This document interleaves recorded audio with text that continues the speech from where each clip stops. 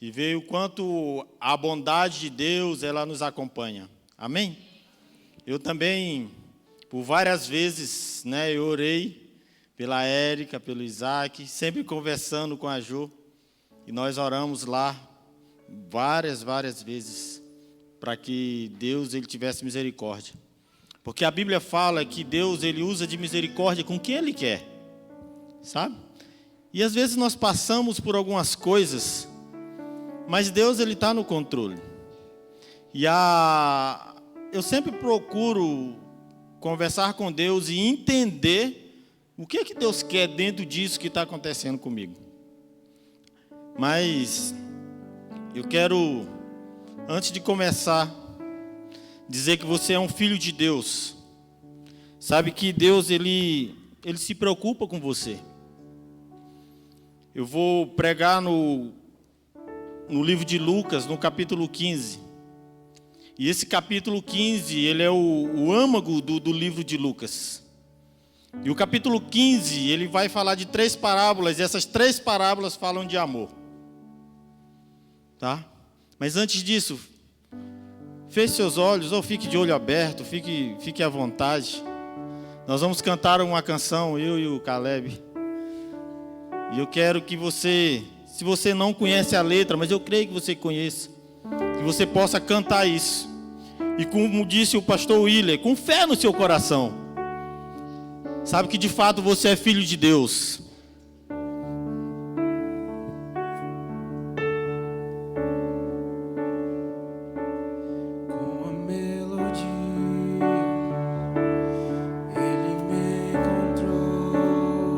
Você pode cantar isso?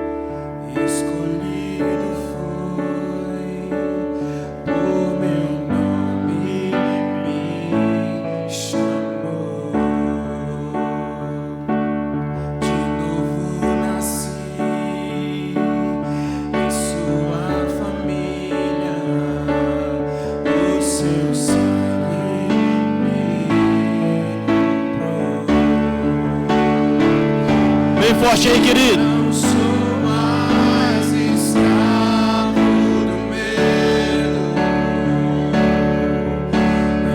Eu sou filho de Deus. Eu não sou mais escravo do medo. Eu sou filho de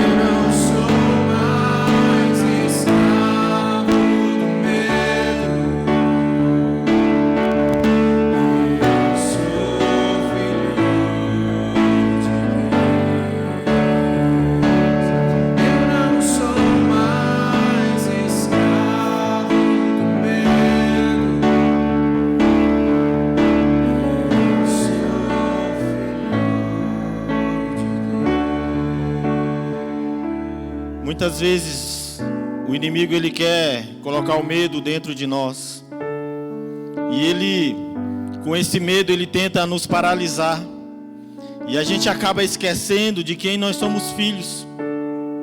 A gente acaba esquecendo que nós temos um Deus que cuida de nós. A gente esquece, muitas vezes, que esse Deus ele não dorme. E que em todo tempo ele está com os olhos voltados para você. Então, queridos, saia ciente aqui nessa noite que você tem um pai. Talvez você não experimentou, ou talvez o seu pai físico, ele seja um pai ausente. Mas eu quero te dizer que existe um pai lá no céu que cuida de você. E que a Bíblia fala que ainda que todas as pessoas, e que ainda que a sua mãe esqueça de você, ele jamais vai esquecer de você. Amém? E já abriu aí, em Lucas? Vamos. Então Lucas 15, ele começa falando da parábola ele fala em 3 parábolas. E a parábola, querido, é uma realidade espiritual. Jesus, ele usa uma história para demonstrar uma realidade espiritual para nós. Então isso é parábola. Por isso que Jesus, ele falava muito por parábola. Porque ele queria demonstrar aquelas pessoas. Não é que Jesus, ele falava por parábola para ninguém entender, mas é porque ele contava uma história para que você entendesse melhor o que acontecia no mundo espiritual e como seria, né? Muitas vezes por algumas parábolas ele falou assim, o reino de Deus é semelhante a tal coisa, né? Para você poder entender e entrar aí bem na sua cabeça, na cabeça do povo daquele tempo. E ele, diante ali de alguns cobradores de impostos, dos fariseus, dos mestres da lei, pessoas muito entendidas, sabe, pessoas muito inteligentes, e que muitas vezes questionavam Jesus, né? Ele resolveu contar essas 3 parábolas. Uma ele conta a parábola da ovelha perdida. Depois ele conta uma parábola da dracma perdida. Então nessas 2 situações, eu quero passar rapidamente, porque eu vou pregar basicamente sobre o filho pródigo. Então nessas 2 parábolas ele vai falar assim, as 2 eles se perderam. E às vezes, ou muitas vezes, ou como diz na África, ou manga de vezes, a gente se perde também. Porque a ovelha, ele é um bicho muito inocente. Sabe, a ovelha, às vezes, Alessandro, acredita em tudo que o povo fala. Aí a ovelha se perde. Então, Jesus vai falar que o pastor, ele foi lá atrás das 100 ovelhas, e quando ele volta trazendo as 100 ovelhas, 100? Não, né? 99. Ele conta lá tudinho, bonitinho, e falta uma. E o texto fala que, e o pastor, ele deixando as 99 no deserto, ele volta e vai atrás da ovelha perdida. Por quê? Porque, como eu falei, a ovelha às vezes ela se perde no meio do caminho. E apesar da ovelha conhecer a voz do pastor, sabe, ela muitas vezes não consegue voltar sozinha. Porque, como eu falei, a ovelha é um bicho assim, inocente, né? Mas o pastor, ele volta para buscar essa ovelha, essa única ovelha. E interessante que ele deixa as 99 no deserto, né? E eu gosto dessa tradução que diz, deixou as 99 no deserto, um lugar perigoso. Porque ela sabe que essas 99, sabe, elas estão firmes nele. E ele volta por causa dessa uma que está perdida. E tem uma parte legal. Quem é ovelha aqui, levanta a mão. Quem tem um líder, levante a mão. Quem tem um pastor, levanta a mão. E é interessante que, sabe, quando o pastor ele encontra a ovelha, sabe o que ele faz com a ovelha? Quebra a perna da ovelha. Por maldade? Não. Para que a ovelha entenda. E o pastor William gostou desse negócio ali, para que a ovelha entenda que se ela voltar por aquele caminho, ela vai sentir dor. E é por isso que o pastor pega a ovelha e põe ela nos ombros e leva ela de volta. Mas o texto também fala que quando esse pastor ele chega em casa, ele faz uma festa, porque ele encontrou essa ovelha. E da mesma forma, aquela mulher, quando ela procura aquela moeda que ela perdeu, ela também se alegra muito por ter encontrado essa dracma que ela perdeu. Mas aí eu quero me ater mais a Lucas, a partir do 15, versículo 11, que diz assim: Jesus continuou: um homem tinha 2 filhos. E eu quero te dizer nessa noite que você é um desses 2 filhos. Talvez você pense aí que o segundo filho é bom, ou que o primeiro filho é ruim, mas você pode se encaixar perfeitamente aí neles. O filho mais jovem disse ao pai: quero a minha parte da herança. E o pai dividiu seus bens entre os filhos. Queridos, preste bem atenção no que eu vou te falar. O nosso Pai, Ele tem muitas coisas para nós. Nosso Pai Deus, Ele tem muitas coisas para nós, muitos presentes. Ele pode nos dar uma vida excelente. Queridos, mas a posse antecipada da herança, ela traz maldição para você. Então o que é que esse filho, esse primeiro filho, ele fez? Ele estava ali vivendo na casa do pai, muito bem, por sinal, porque o pai dele era muito rico, tinha muitas posses, e ele vivia muito bem, mas chega um certo momento, não sei se deu um tilt na cabeça dele, ou se ele ficou ocioso, ou alguma coisa do tipo, mas ele simplesmente resolveu pegar a sua parte da herança e ir embora. E nós também, eu pelo menos já fiz isso muitas vezes. Eu sempre tive certeza do que Deus tinha para mim. Como eu já falei para vocês, aí eu vou falar para os visitantes agora, que ainda não me conhecem. Falando nisso, nem me apresentei para os visitantes, né, pastor? Que falta de ética ou de educação mesmo? O pastor não se apresenta, eu vi falar que é falta de ética. É, Bruno, ou não? Meus amigos visitantes. 2 aqui, eu vi bastante rostos diferentes. Eu sou o pastor Zico, tá bom? Estou à disposição de vocês para servir vocês. Sou casado com a pastora Marisa, aquela moça linda que está ali atrás, ali. Pai de 3 filhas, e eu vou falar devagar para mim não errar o nome, né? Sou pai da Ingrid, essa moça linda que está aqui, casada com o Guilherme, esse menino bonito, e da Cíntia e da Isabela, tá? E irmão de um bocado de gente que está nessa igreja aqui, tá bom? Estou aqui para servir vocês.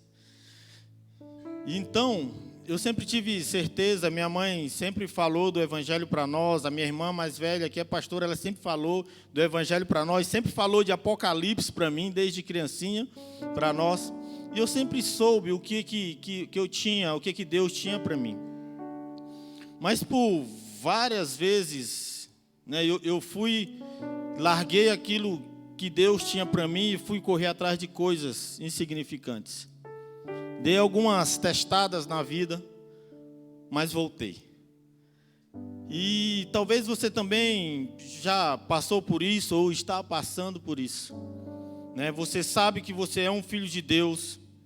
Talvez você tenha até falado: Deus, mas por que isso? Por que isso comigo? Né? Eu sou teu filho, por que eu estou passando por isso?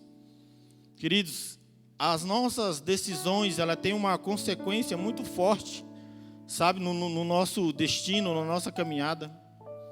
Essa semana eu fui dar um apoio à Igreja Oásis no domingo, pela manhã, fazer um evangelismo ali na feira. E aí eu escutei algumas histórias de algumas pessoas. E, queridos, são histórias diferentes, mas por causa de uma decisão que eles tomaram lá atrás, eles chegaram onde eles estão. Então, as nossas decisões, sabe, ela tem um impacto muito forte naquilo que a gente vai viver. Como a pastora Ilma falou, sabe, Deus, ele tem algo tremendo para nós e uma vida maravilhosa para nós. Mas nós temos também o livre-arbítrio. E nós decidimos, né? Deus, ele mostra o caminho, mas o último passo ali é seu. Sabe, Deus, ele não vai te forçar a nada. Sabe, Jesus, ele não vai pegar você pelo pescoço, sabe, trazer você para servir Ele. Mas a nossa decisão, sabe, ela tem um impacto na nossa caminhada. Então, às vezes, talvez você já poderia estar num lugar, sabe, bem mais em Deus, ou você já poderia estar em Deus, você poderia estar em um lugar bem mais alto, mas por causa das suas decisões, você atrapalhou o processo de Deus na sua vida.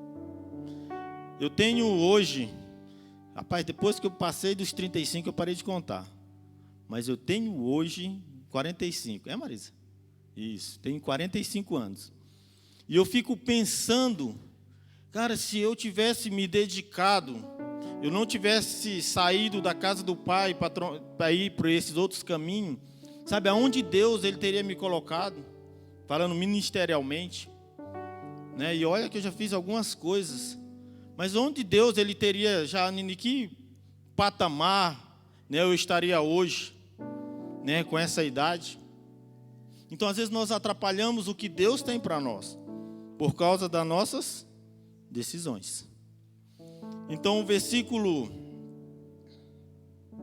13 diz assim: alguns dias depois, o filho mais jovem arrumou suas coisas e se mudou para uma terra distante, onde desperdiçou tudo o que tinha por viver de forma desregrada.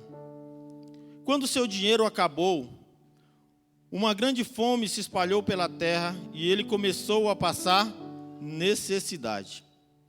Convenceu um fazendeiro da região a empregá-lo, e esse homem o mandou a seus campos para cuidar de porcos.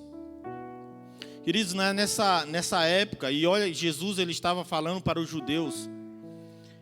Para os judeus, os porcos é um animal extremamente imundo. Sabe, eles não comem carne de porco, não chegam nem perto dos porcos. E aí esse texto está falando para nós que esse jovem ele foi cuidar de porcos. Eu conheci alguns muçulmanos que eles estão bem puxados para o Antigo Testamento, algumas coisas. E lá em Bubaque a gente tem o costume de matar um porco e assar ele.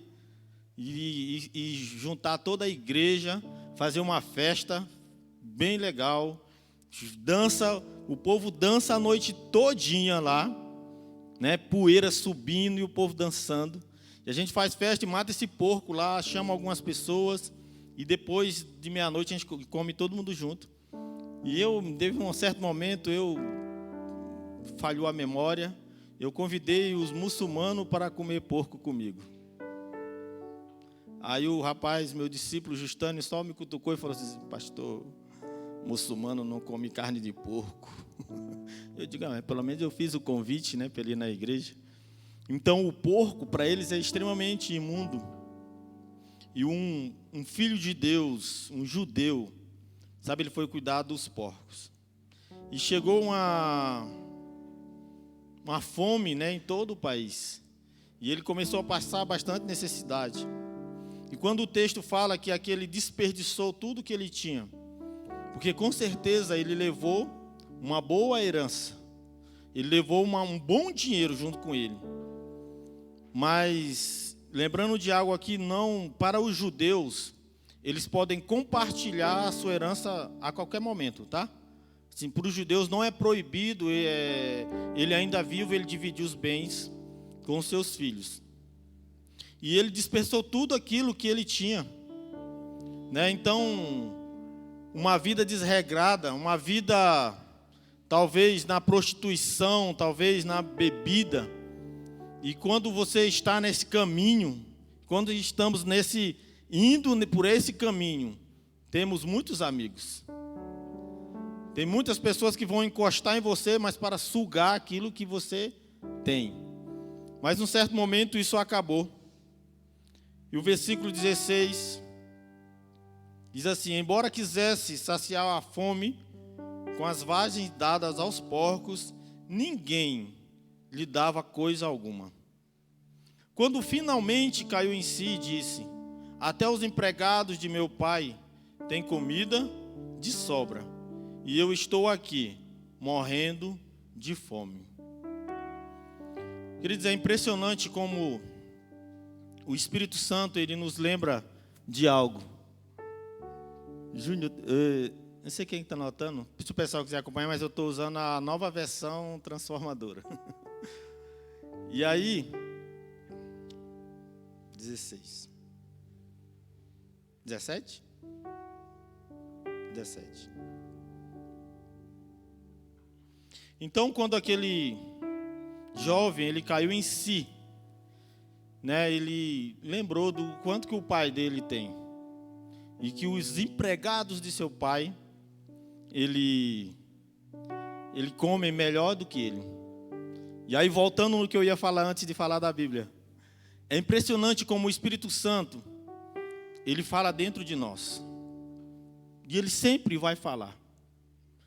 Queridos, eu acredito que todos nós que estamos aqui, que já passamos por um momento de sair do caminho, de sair da casa do Pai, a gente já ouviu essa voz e dizer assim, ó, é hora de voltar. Ou dizer assim, ó, você sabe o que você poderia estar desfrutando agora e você não está desfrutando porque você tomou uma decisão errada. É hora de voltar. Várias vezes eu já ouvi essa voz, sabe? Muitas vezes. E às vezes a gente vem para a igreja, mas dentro de nós, sabe, tem um vazio imenso. Há 10 anos atrás, mais ou menos, eu sempre gostei muito de ouvir músicas. E quando eu comprava um CD, eu ouvia essa música pelo menos 3 semanas. Assim, direto. Tum, tum, tum. E Deus, Ele sempre me falou muito através de músicas. Ele sempre ministrou muito meu coração através de músicas. E sempre que eu estava triste, ou eu estava na minha... Quando eu era jovem não tinha esse negócio de depressão, né? Hoje tem muito, né? Mas quando eu era jovem, quando eu estava mais triste, eu ia comprar um CD, sabe, para me ouvir. E o Espírito Santo, ele sempre me falava que eu sabia o que eu estava perdendo, digamos assim. Né? Que eu sabia onde eu poderia, o que eu poderia estar desfrutando, mas eu saí da casa do Pai, sabe? Então por isso eu perdi. Então eu tinha às vezes, quando eu estava nessa época, às vezes eu vinha para a igreja porque eu tinha que vir para a igreja. Eu vinha para a igreja porque minha mãe me trazia para a igreja, porque todo mundo vinha para a igreja, eu não ia ficar em casa sozinho, então eu vinha para a igreja, sentava desse lado de cá. Não sei por que eu abandonei meu lugar ali, mas eu sentava desse lado de cá, como a minha família senta desse lado. E eu vinha, não porque eu queria cultuar a Deus, mas porque eu vinha para vir mesmo. Então o Espírito Santo, ele sempre vai falar aí dentro de você. Aí você fala assim, mas eu não sei qual é a voz do Espírito Santo. Um dia, eu li uma revista chamada Super Interessante, e ninguém hoje mais lê revista, mas eu li nessa revista e ela falava muito de coisas científicas e de algumas coisas do corpo. E ela falou assim, se o ser humano, na hora de tomar uma decisão, ele desse ouvido à primeira voz que vem dentro dele, ele acertaria muito mais. Porque a primeira voz que fala dentro de nós é a voz do Espírito Santo. É Ele que fala conosco. Talvez você não se atente a isso. E talvez você duvide. E talvez falte fé dentro de você. Querido, mas se você der ouvido à voz do Espírito Santo, você vai se dar muito bem. Sabe, você vai se dar bem. Se você ter o hábito de conversar com o Espírito Santo, eu acho que eu falei isso da outra vez aqui. E se você começar a buscar ter experiências com o Espírito Santo, sabe, ele vai ter o maior prazer em se relacionar contigo. Sabe, eu já tive experiências com o Espírito Santo nas mínimas coisas. E aí é nesse ponto que eu quero desafiar você. A quando você perder alguma coisa dentro da sua casa, como essa mulher, você perguntar para o Espírito Santo, pergunta para o Espírito Santo, aonde está tal coisa? Eu quero desafiar você a fazer isso, e ele vai responder para você onde está tal coisa. Amém? Então, fechado aí? Escute a voz do Espírito Santo. Deixa Ele ministrar seu coração.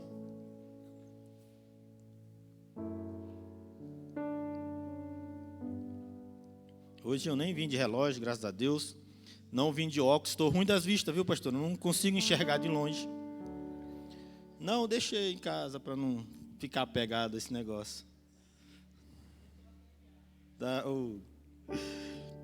Então, queridos, sabe aquele jovem, ele cai em si. E ele volta para casa. Versículo 18. Ele diz assim: vou retornar à casa de meu pai e dizer: Pai, pequei contra o céu e contra o Senhor, e não sou mais digno de ser chamado seu filho. Por favor, trata-me como seu empregado. Então voltou para a casa de seu pai. Quando ele ainda estava longe, seu pai o viu. Queridos, e olha que tremendo. Se possível, anote aí esse trechinho que eu acabei de ler. Quando ele estava longe, seu pai o viu. E cheio de compaixão, correu para o filho, o abraçou e o beijou. Eu não sei, quando eu leio esse texto, a impressão que eu tenho é que todos os dias, e eu não sei quanto tempo esse filho passou fora, mas é que todos os dias o pai ia lá fora e ficava esperando o filho voltar. E ele não voltava. E no outro dia, ele ia novamente lá fora. E ele ficava olhando, esperando o filho voltar. Querido, isso é amor de pai. Isso é o amor de Deus por nós. Sabe, aqui a gente sai da presença dele, vai por outros caminhos. E Deus, ele fica ansioso. Deus não tem ansiedade, tá? Estou só usando uma palavra aqui para você entender melhor. Mas Deus fica extremamente ansioso, esperando você voltar. E o que é voltar? É você fazer igual esse jovem fez aqui. Pai, pequei com o Senhor, me perdoa. Aonde? Na igreja? Não, querido, em qualquer lugar. Aonde você estiver, se você parar e você falar com Deus, dizer: Deus, me perdoa, Ele vai estar ali pronto para te perdoar. Então esse pai, ele ficou ansioso esperando a chegada do seu filho. E quando ele encontra o filho, ele o abraça e o beija. Talvez no coração, assim como no seu, você possa estar pensando: nossa, eu já pequei tanto contra Deus, né? Todo dia eu peco, na verdade, contra Deus. Eu já estou com vergonha de pedir perdão para Deus. Deixa eu te dizer algo: nunca tenha vergonha de pedir perdão, sabe? Ainda que vai doer em você, não tenha vergonha de pedir perdão. Ainda mais para Deus. Não importa o tanto que você pecou. E eu não estou abrindo uma brecha para você pecar, tá? Porque numa dessa, que vai que você resolve pecar para depois pedir perdão, uma dessa não dá tempo de pedir perdão e aí foi-se embora, né? Então não tenha vergonha, não tenha medo de pedir perdão. Eu li e talvez algumas pessoas, não só Deus, mas algumas pessoas talvez magoaram você também. E isso fez você se afastar de Deus. Porque é impressionante como o cristão, quando acontece algo de ruim com ele, quando acontece alguma coisa, ou às vezes até quando acontece algumas bênçãos, ele se afasta de Deus. Eu lembrei de uma história agora, de quando eu era do grupo familiar do pastor Sinomar. Para quem ainda não sabe, o pastor Sinomar é o meu pai espiritual aqui, o homem que cuidou de mim. E quando a gente era do grupo familiar, teve uma época, né, pastor Sinomar, que a gente parou de orar por emprego. Por quê? Porque todas as pessoas que chegavam desempregadas no nosso grupo, a gente orava por ela, ela recebeu o emprego e depois que do emprego ela, nunca mais. E eu falei: não vamos. Aí o pastor falou: não vamos orar mais por pessoas desempregadas, porque ela arruma um emprego e vai embora. Então é impressionante como a gente esquece, por alguma ferida ou por alguma coisa que aconteceu conosco, a gente abandona Deus. Queridos, não tenha medo de voltar. sabe? E a falta não tinha medo de pedir perdão e de liberar perdão também. Que são duas coisas importantíssimas. Eu acho que o liberar perdão ainda é mais importante ainda. Eu li uma frase, eu não lembro de qual pessoa é, mas ela fala assim, que a falta de perdão, quando você não perdoa alguém, você está tomando um copo de veneno, pensando que a outra pessoa vai morrer. Entendeu? Posso traduzir? Eu entendi todo mundo? Quem entendeu, diga amém. Pensei que vocês não entenderam, que vocês ficaram tudo assim. Então, libere perdão e peça perdão. E peça perdão a Deus. Sabe, tem algo muito lindo nessa história. É que esse filho jovem, ele reconhece, sabe? Ele reconhece que ele errou e ele volta para pedir perdão. Então, voltar para pedir perdão é uma atitude muito nobre. Sabe, voltar e dizer assim, me perdoa porque eu fui isso. Ou Deus, me perdoa porque eu me afastei do Senhor. Então, peça perdão. Amém? Então, o versículo 19, né? 20. Então, voltou para a casa de seu pai. Vou ler de novo para ficar gravado aí na sua cabeça. Quando ele ainda estava longe, seu pai o viu e, cheio de compaixão, correu para o filho, o abraçou e o beijou. O filho disse: Pai, pequei contra os céus e contra o Senhor, e não sou mais digno de ser chamado seu filho. O pai, no entanto, disse ao seu servo: Depressa, tragam a melhor roupa da casa e vistam ele. Coloquem-lhe um anel no dedo e sandália nos pés. E é isso que Deus ele quer fazer com você. Sabe, não importa a condição que você está, Ele quer colocar roupas novas em você. E nesse contexto aqui, roupa nova fala de dignidade. Sabe, de você ser uma pessoa digna. E não ser mais um escravo, mas você se tornar um filho. E Deus também, Ele quer colocar uma aliança no seu dedo. E isso fala de estar entrelaçado com você. Sabe, lembra da oração de Jesus, quando Ele fala assim: que eles sejam um comigo, como eu sou um com o Senhor? Então que nós possamos ser um com Jesus. Sabe, que a gente possa de fato ter uma aliança.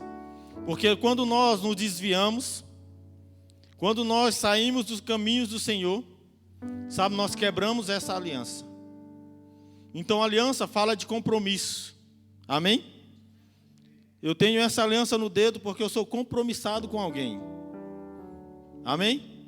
Eu tenho um compromisso com a Marisa. E toda vez que eu olho essa aliança, e apesar de eu não esquecer disso, porque a Marisa é braba, eu lembro que eu tenho um compromisso com ela. Amém? Agora, se eu andar aí pela rua sem aliança, o que é que as pessoas vão pensar? Ou o que é que elas, quando elas me olharem, o que é que elas vão pensar? Esse jovem senhor não tem compromisso com ninguém. Não é isso? Então a aliança fala de compromisso. Fala de estar entrelaçado com alguém. E é isso que Deus quer fazer com você nessa noite. E quando o pai chama e coloca sandálias nos pés daquele filho, sabe, ele está falando para o filho assim, você não é escravo, você é meu filho. Porque os escravos andavam descalços, mas os filhos, os herdeiros, ali naquela fazenda, eles andavam calçados. Então, quando Jesus ele inicia seu ministério, ele tira as suas sandálias. Quando ele acaba o batismo, ele tira a sandália e nunca mais volta a usar sandálias. Por quê? Porque ele se torna servo nosso. Ele, com aquela atitude de tirar a sandália, ele fala assim, eu sou servo de vocês. E ele veio para nos servir e para ser um exemplo para nós. Então o pai traz uma dignidade àquele filho. Ele traz uma aliança, um compromisso com ele. E ele fala assim, pode vir porque você é meu filho. Queridos, quem é filho não vai deixar de ser filho, né? A Ingrid é minha filha, como eu falei. Ela vai fazer o que ela quiser. Eu só posso falar por talvez o Arthur dar nela, né? Mas ela vai continuar sendo minha filha. Então você é filho de Deus. Sabe, talvez você tenha sofrido como esse jovem, mas você é filho de Deus. E aí tem algo importante no verso 23. O pai manda matar o novilho cevado, ou o novilho mais gordo que ele tem.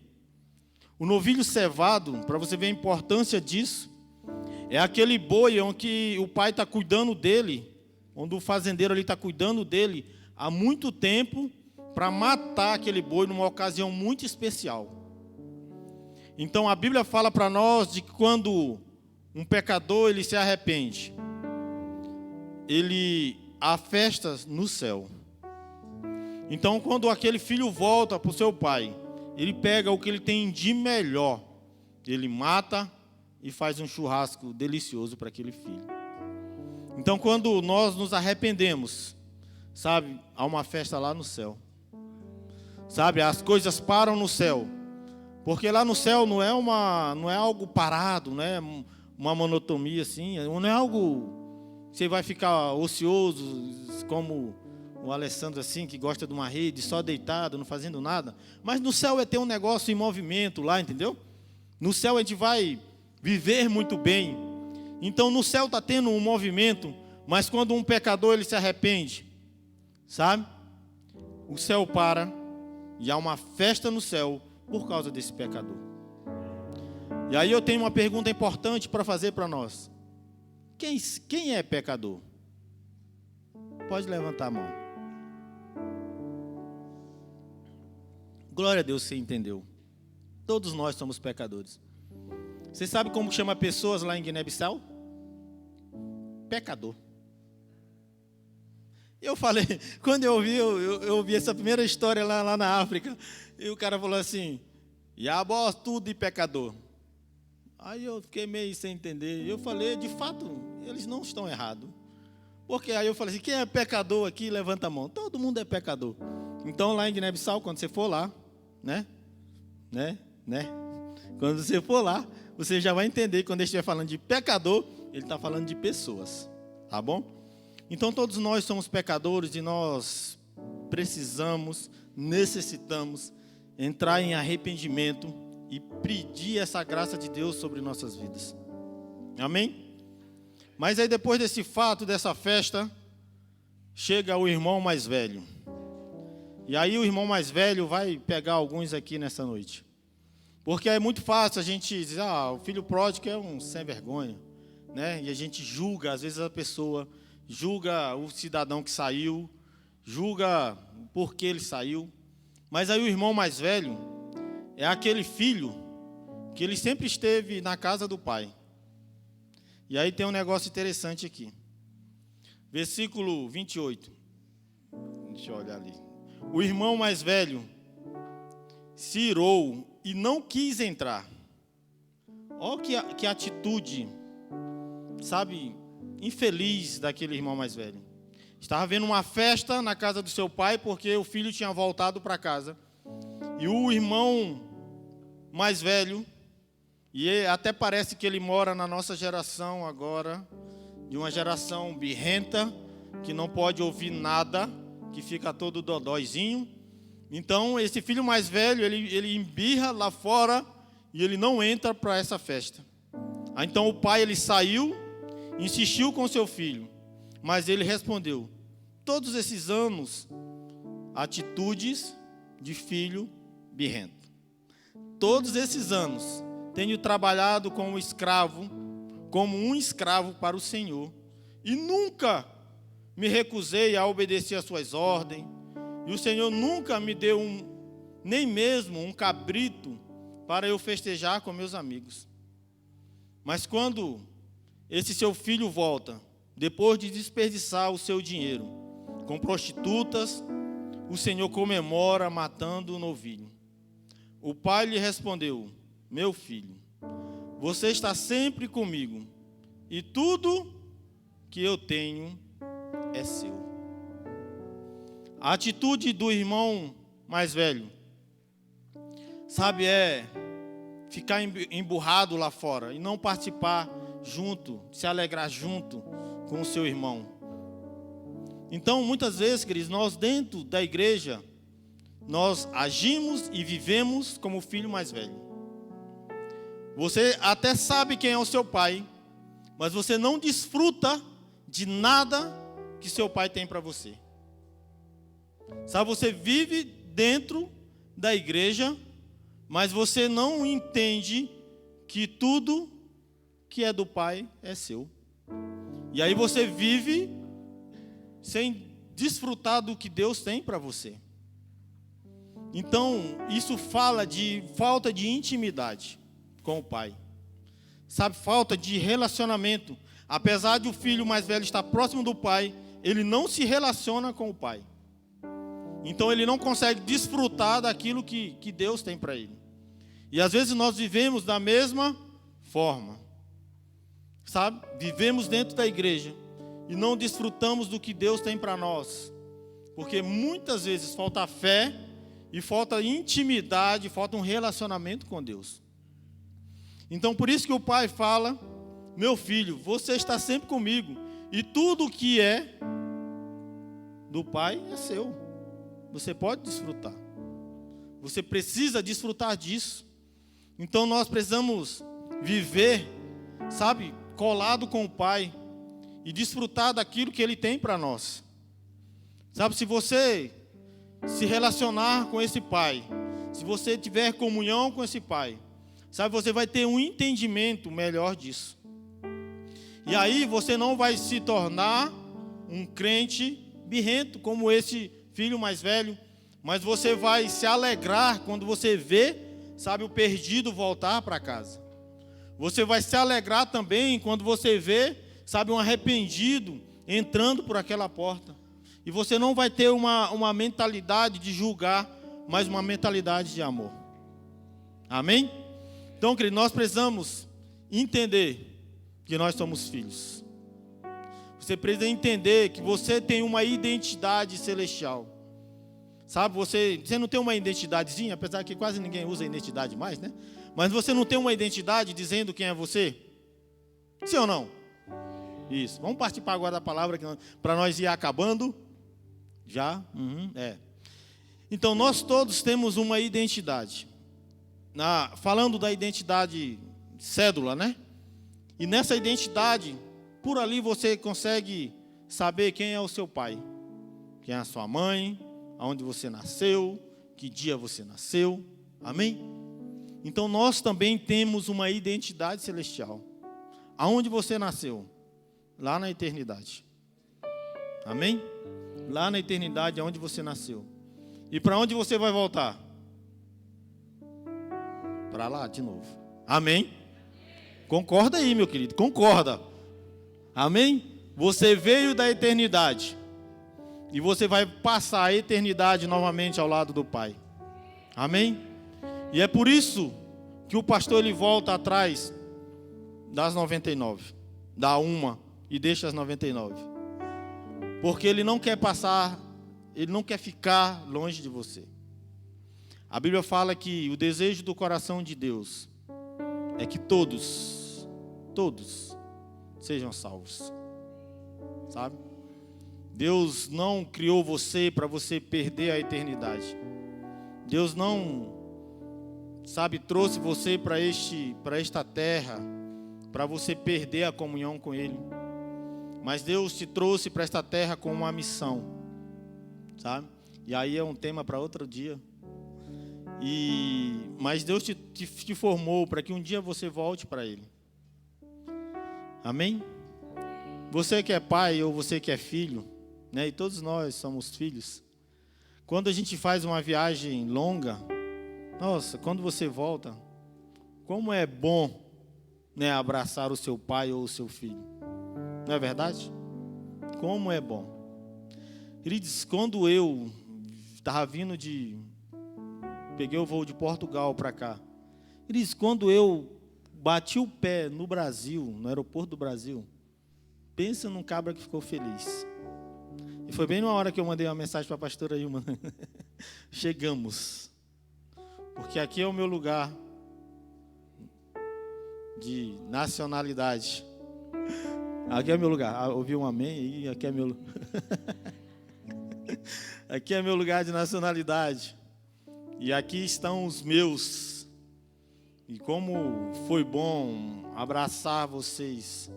Como foi bom abraçar as minhas filhas, abraçar a minha mãe. Sabe, abraçar os meus irmãos, os meus sobrinhos. E é com esse anseio no coração que Deus está aguardando você. Se coloque de pé, por favor.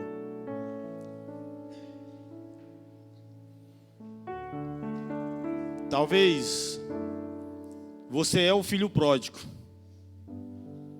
que saiu dos caminhos do Senhor.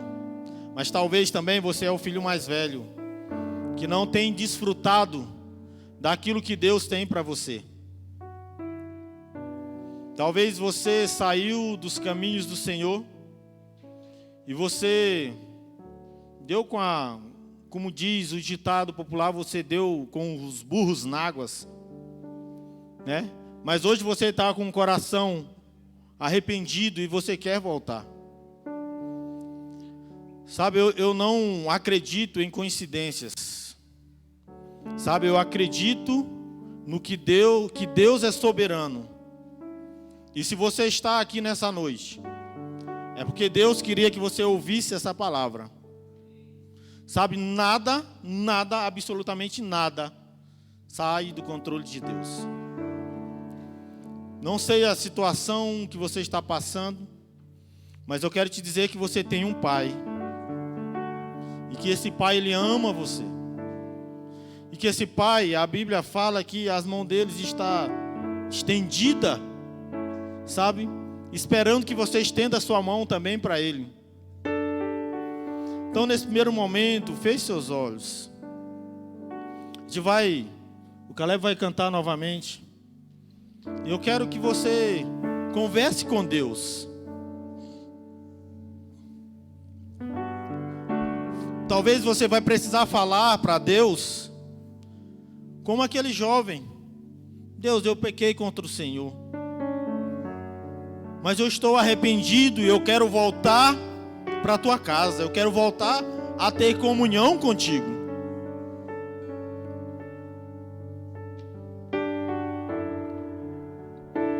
Ou talvez você está como o filho mais velho que não tem desfrutado do que Deus tem para você. Então fale com Deus. Sabe, Deus, Ele está aqui. E Ele está aqui com os ouvidos inclinados para você, para ouvir você.